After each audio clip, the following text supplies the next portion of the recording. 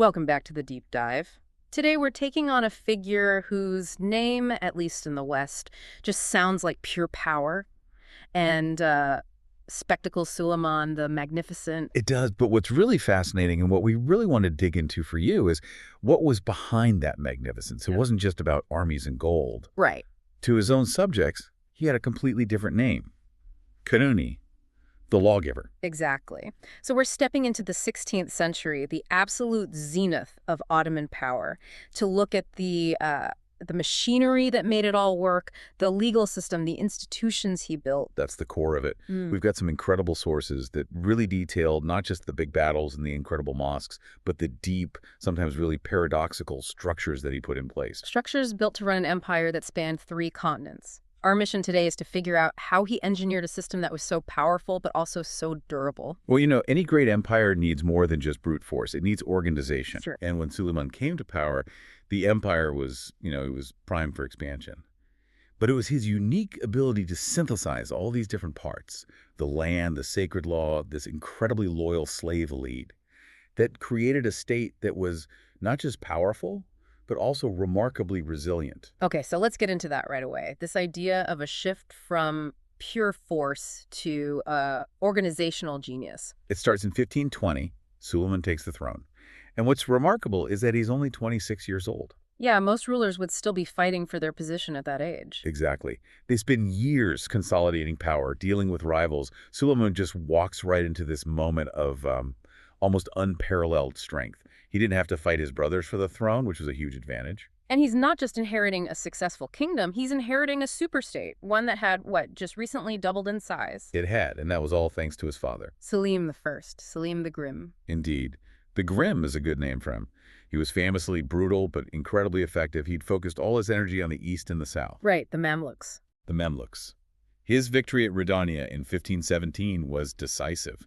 It brought the entire Middle East, Syria, Palestine, Egypt under Ottoman control. But more importantly, it gave him control of Mecca and Medina. And that's the real prize, isn't it? Because that gives the Ottoman Sultan the title of Caliph. It cements it.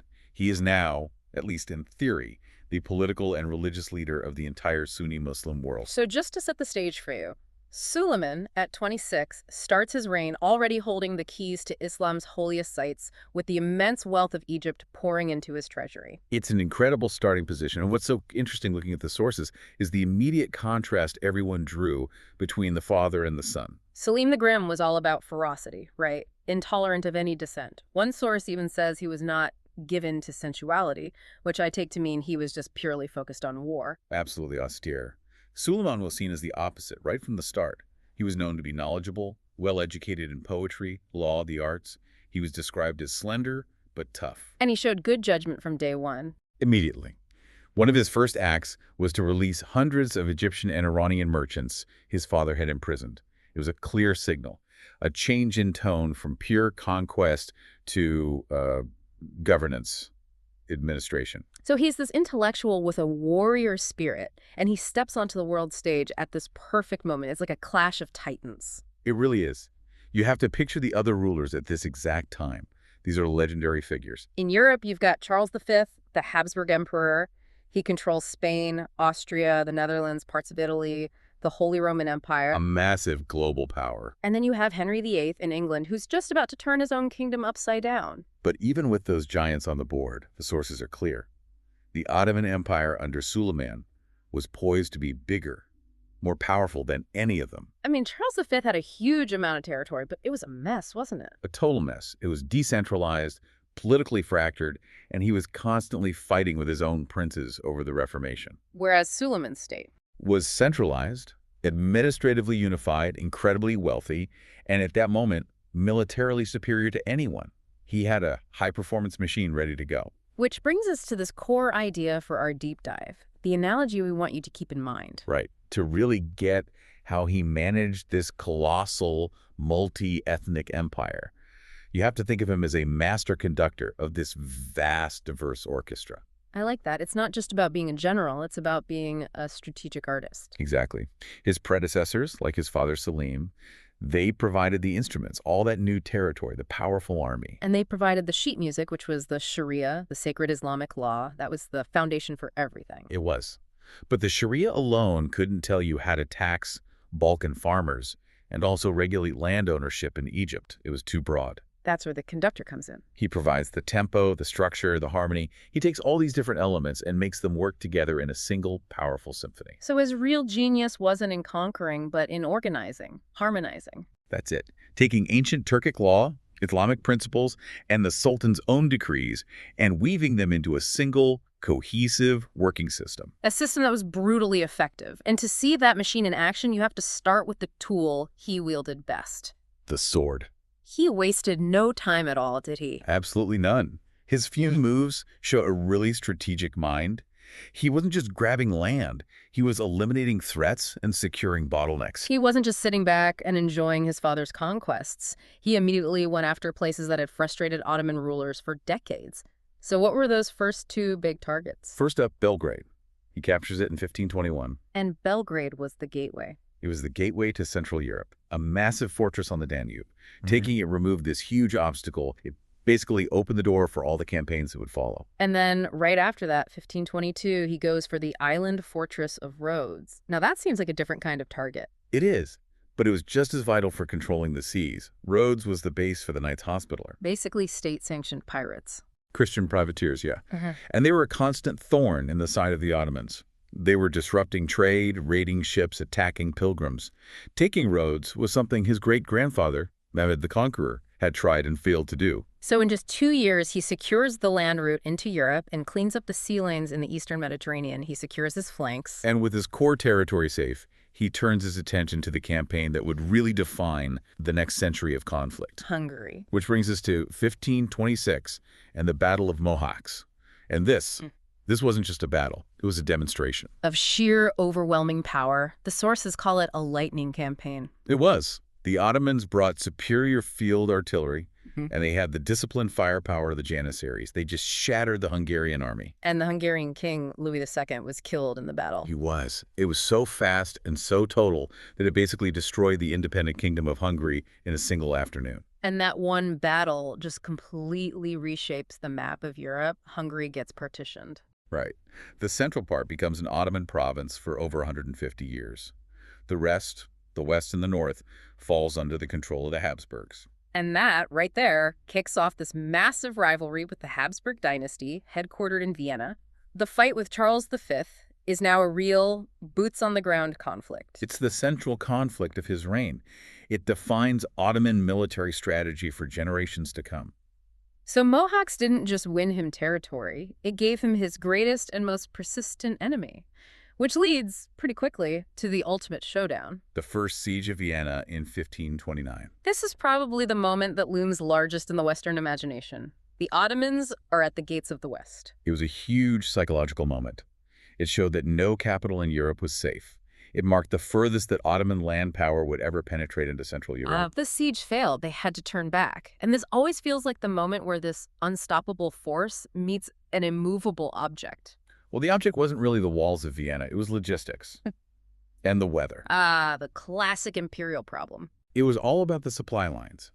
The sources are really clear on this. Just think about the challenge of moving a massive army with its heavy siege cannons all the way from Istanbul, across the Balkans, up to Vienna. You're already stretched thin before you even start digging the first trench. Exactly. They arrived late in the season, and then the autumn rains started. Heavy rains. And the whole plain just turns to mud. You can't move cannons, you can't supply your troops, you certainly can't conduct a months-long siege. They had no choice but to withdraw. It's a great reminder that sometimes the biggest empires can be defeated by mud. It's the ultimate check on ambition. No. But while Vienna was the high water mark, the rivalry didn't end. The frontier with the Habsburgs just sort of settled into a long, grinding stalemate. Which became the new normal. Exactly. And you see that later in the so-called Long Turkish War at the end of the century. The defenses had stiffened. But with Europe in a stalemate, Suleiman just pivots. Right. If you can't push further on land, you turn to the sea. And this is where his naval power becomes truly dominant. This brings us to his legendary admiral, Barbarossa Harem Pasha. Barbarossa, Another one of these figures who was originally basically a pirate working for the Sultan. He was a privateer from North Africa who rose to become the Capudan Pasha, the Grand Admiral of the entire Ottoman fleet. And under his command, the Ottoman navy just takes over the Mediterranean. It becomes the dominant force, directly challenging the combined fleets of Venice, Spain, and the papacy. And the moment that dominance is cemented is the Battle of Preveza in 1538. Preveza was a crushing defeat for the Christian Holy League. And that single battle effectively guaranteed Ottoman naval supremacy for decades. A period that lasts, what, until the Battle of Lepanto in 1571? That's right. For more than 30 years, they had near total control of the sea lanes, the trade routes, everything. And they used that power to expand systematically, didn't they, across North Africa? Systematically and relentlessly. They took control of the entire coastline, which was crucial for trade and for launching raids into Europe. Libya falls in 1551. They push into Morocco in 1553. Finally, they take Tunisia from the Spanish in 1574. So they controlled the entire southern coast of the Mediterranean. It basically becomes an Ottoman lake. For most of the century, yes. But the reach of this naval power went so much further than that. This is a part of the story that I think is just mind-blowing. The Indian Ocean campaigns? Yes. We focus so much on Vienna and the Mediterranean, but they had truly global ambitions. They were pushing back against Portuguese influence all the way out in the Indian Ocean. And the most surprising connection is with Southeast Asia.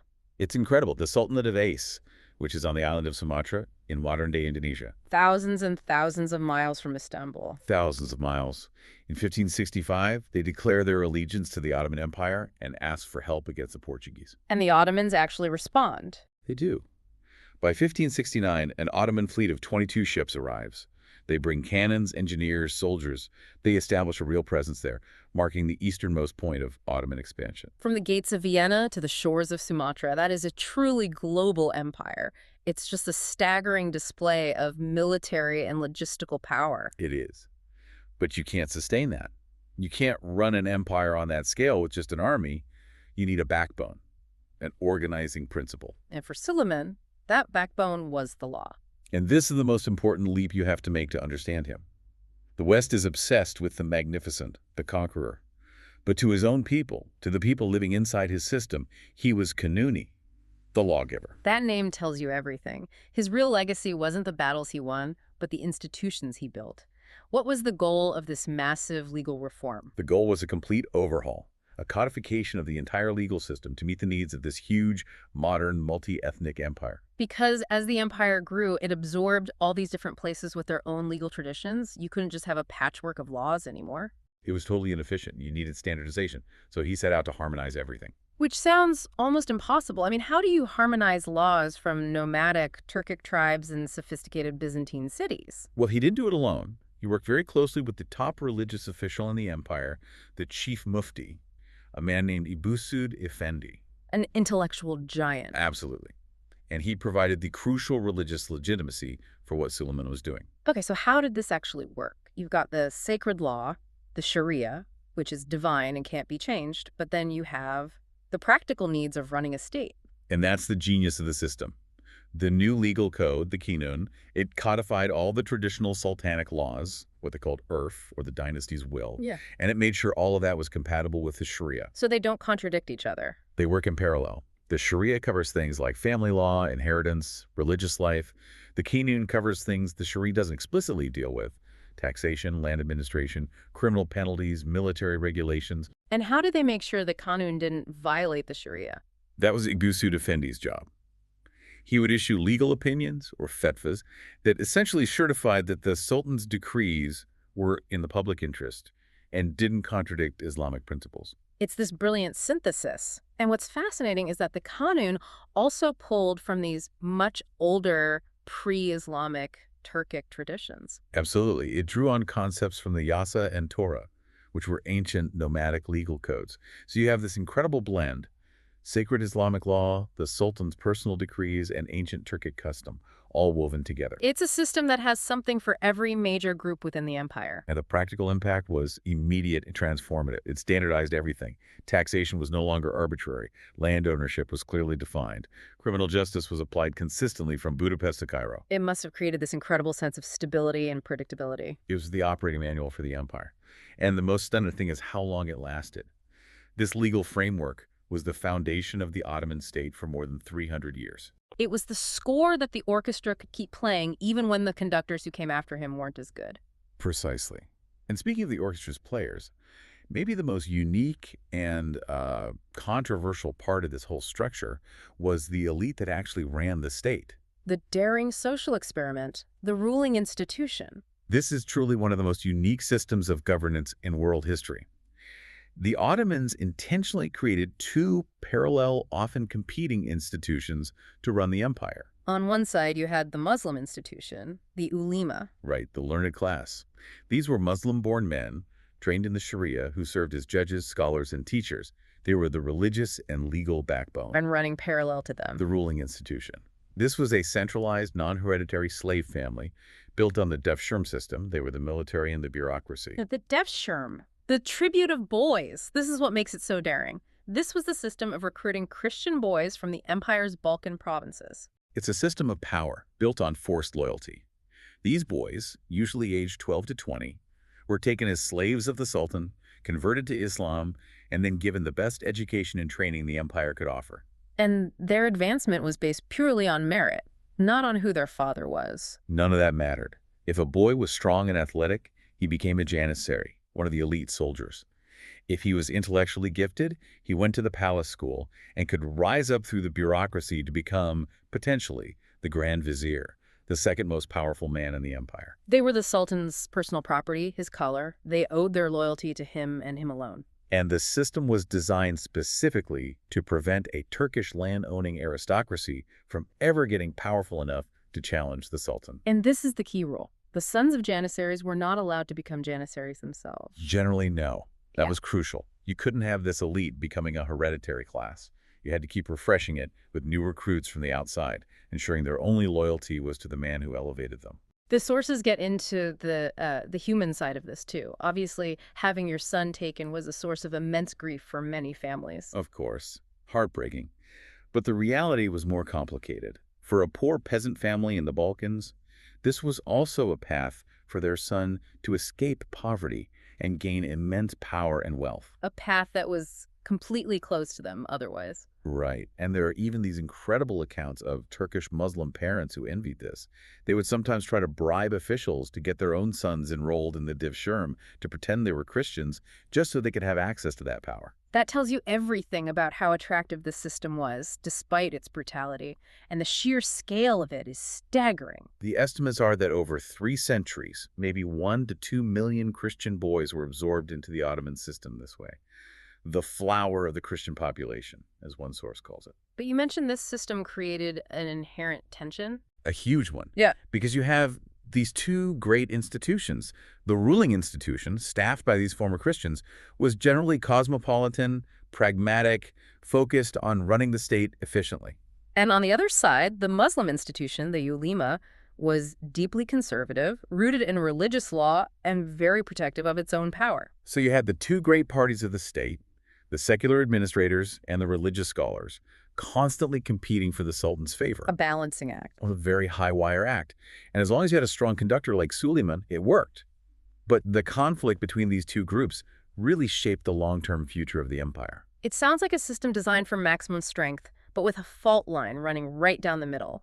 And while he was managing all this, an equally powerful and volatile drama was unfolding inside the palace walls. In the Harem. And this brings us to Hurrem Sultan, Roxolana, as she's known in the West. Her story is more than just a love story. It's a political revolution that Suleiman himself kicked off. It is. He shattered centuries of Ottoman tradition. Before him, sultans did not legally marry their concubines. It was a way to prevent any one family from gaining too much influence. But Suleiman, sometime in the 1530s, legally marries Hurrem, a slave concubine, a former captive. It was completely unprecedented. By making her his legal wife, he gave her a political standing that no woman had held in generations. And she was the first powerful woman in the dynasty to actually live in the main palace in Istanbul, right? Usually they were sent off to the provinces with their sons. Right. Her permanent presence in the capital marks the beginning of what historians call the Sultanate of Women. A political earthquake, as you put it. The center of power starts to shift from the battlefield to the palace. And these women, especially the Haseki Sultan, the favorite wife, and later the Valide Sultan, the queen mother, they start wielding massive political influence. They weren't just titles of affection. They were real positions of state power. Absolutely. The Valide Sultan, the mother of the reigning sultan, was an incredibly powerful figure. She was responsible for the dynasty's survival. She managed the entire harem and, crucially, controlled enormous financial resources. And this wasn't just palace intrigue. The sources show them engaging in actual foreign diplomacy. They did. Later sultanas would write directly to the Doge of Venice or even Queen Elizabeth I of England. They were major players on the world stage. And they had the money to back it up. Huge amounts of wealth from crown lands assigned to them. And they used it for public works, building mosques, hospitals, schools. This created huge patronage networks and gave them real political power and popular support. They were sophisticated political actors. Yeah. And this new power structure immediately leads to factions. And Hurrem is at the center of the most powerful one. She allies with her son-in-law, the Grand Vizier Rustam Pasha. This creates this incredibly powerful coalition. You have Hurrem on the inside in the palace and Rustam Pasha on the outside running the government and the army. He was fantastically wealthy and powerful in his own right. And this factional struggle leads directly to the most famous and the most tragic episode of Suleiman's entire reign. The execution of his eldest son, Prince Mustafa, in 1553, a drama on a truly Shakespearean scale. Now, Mustafa was Suleiman's son, but he was not Hurrem's son. Correct. His mother was another concubine, Devshirme. And the sources are unanimous. Mustafa was incredibly popular, especially with the army. The Janissaries loved him. So why was that a threat? Well, a contemporary observer wrote that the soldiers were all of one heart and mind in their love of him. By the middle of the century, it seemed almost certain that he would be the one to succeed Suleiman. So the faction led by Hurrem and Rustam Pasha saw him as an existential threat, not just to their own power, but to the succession of Hurrem's own sons. Exactly. And the sources suggest that Rustam Pasha, likely with Hurrem's influence, convinced Suleiman that Mustafa was planning a rebellion, that he was going to use his popularity with the Janissaries to seize the throne. And Suleiman believed it. Whether it was true or not, he acted on it. Fearing a civil war, he signed the order for his own son's execution. It's just brutal. He removes his most popular, most capable heir based on the maneuvering of his wife's political faction. It shows you how high the stakes were. The Ottoman system of succession was ruthless. It was winner-take-all. To prevent civil wars, the winning son would often execute his brothers. The dynasty's survival was paramount, even if it meant sacrificing princes. And with Hurrem and her sons now based in Istanbul, the maternal bond became the most powerful political tool in the game. It was all about ensuring her own sons would survive and inherit the throne. And the execution of Mustafa, as brutal as it was, achieved that. It's just a stark reminder that while Suleiman was the great conductor on the world stage, the musicians in his own inner circle were playing a deadly game for the highest stakes. And while all this political drama was unfolding, Suleiman was also funding a cultural and architectural revolution that would cement his image for all time. This is the magnificent part of his name. His reign was a true golden age for Ottoman art. Calligraphy, poetry, painting, but above all, architecture. And when you talk about the architecture of this era, you're really talking about one man, Mimar Sinan. Sinan, the greatest architect the empire ever produced, without a doubt. His career just perfectly tracks the height of Ottoman power.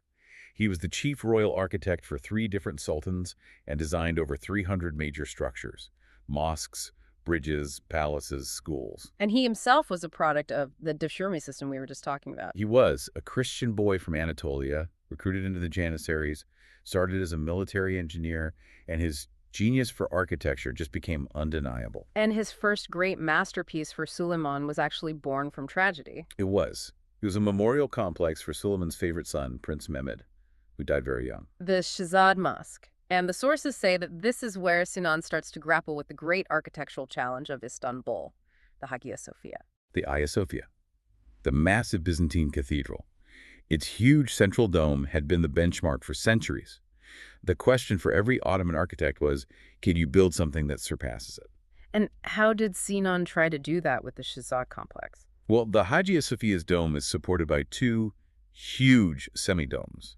Sinan's innovation was to support his central dome with four equal semi-domes. So it's more symmetrical. Exactly. It distributes the weight more evenly and creates this incredibly open, unified, harmonious interior space. This is a huge structural leap forward. And a leap he would perfect in his ultimate masterpiece for Suleiman. The Suleimani Mosque. This is the symbolic monument of the entire age, built between 1550 and 1557.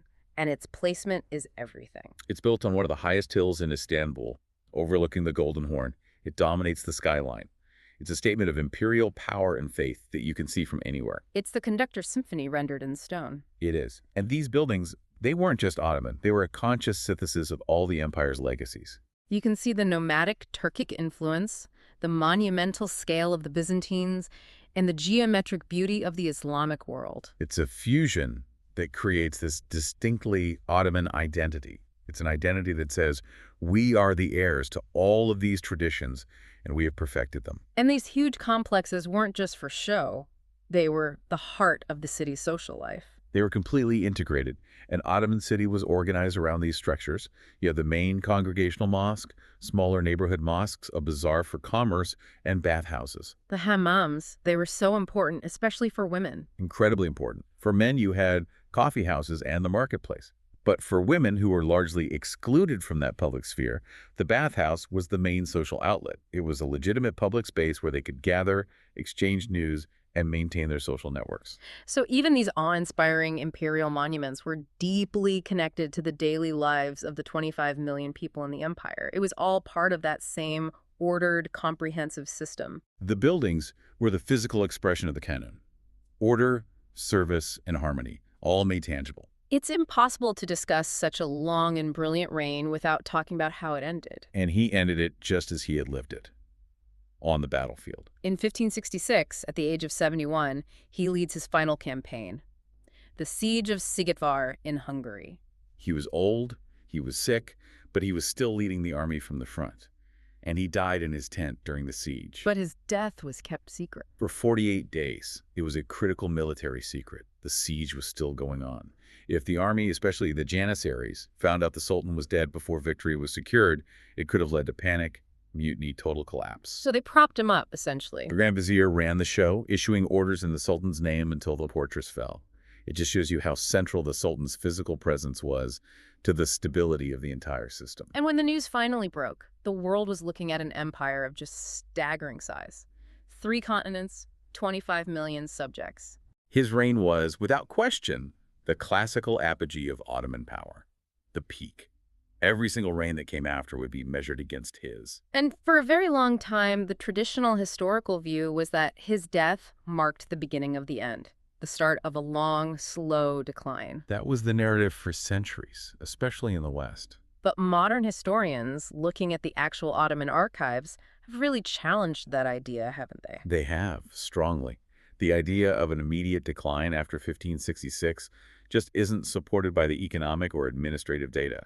The modern consensus is that the empire stayed strong, flexible, and militarily capable well into the 18th century. So that resilience, that has to be the legacy of the Lawgiver's framework. The systems he put in place were so strong they could carry the state for another 150 years, even with less capable rulers. That's it exactly. The legal codes, the bureaucracy, the land tenure systems, all the things he orchestrated created this massive institutional inertia that resisted decay for a very long time. So if the internal system was that strong for that long, then the eventual undoing of the empire, which really picks up steam in the 19th century. It must have been mostly about external pressures, right? That's a very strong argument. The world changed around the empire. You had the rise of Russian imperialism relentlessly pushing south. And of course, the rise of nationalism. That was the killer. The Greek Revolution, the Serbs, the Bulgarians, Yes. all these nationalist movements, often backed by European powers, just tore the empire apart from within. It sounds like the 16th century system, brilliant as it was just no match for 19th century geopolitics. That's a huge part of the story. But it brings us to our final question for you. Was it purely external pressure that broke the conductor's score. Or was it that inherent tension built into his daring experiment from the very beginning? Exactly. That fundamental division he engineered, pitting the Muslim institution, the religious bureaucracy, against the ruling institution, the slave elite. A system built to keep the Sultan all-powerful. But what happens when that system starts to break down? What happens when the Janissaries, for instance, are no longer recruited from the outside, but become a hereditary class, looking out for their own interests? Which is exactly what happened. They won the right to enroll their sons. The meritocracy ended. And in that moment, the whole dynamic Suleiman created collapses. Their loyalty shifts from the Sultan to the core itself. They stop being loyal slaves and start being kingmakers. The ultimate paradox. The system designed for perfect loyalty only works as long as the elite are outsiders. The moment they become an entrenched hereditary class, they become the biggest threat to the state. It's a catastrophic failure of the original framework. And maybe that's the real story. The system was so brilliant, but it contained the seeds of its own destruction. So we'll leave you with that thought to chew on. When the Ottoman Empire finally fell, was the primary cause the relentless pressure from the outside, from Russia, from nationalism? Or was it the slow internal failure of the very paradox Suleiman had placed at the heart of his state? A magnificent empire run by a family of slaves. Thanks for joining us on the Deep Dive.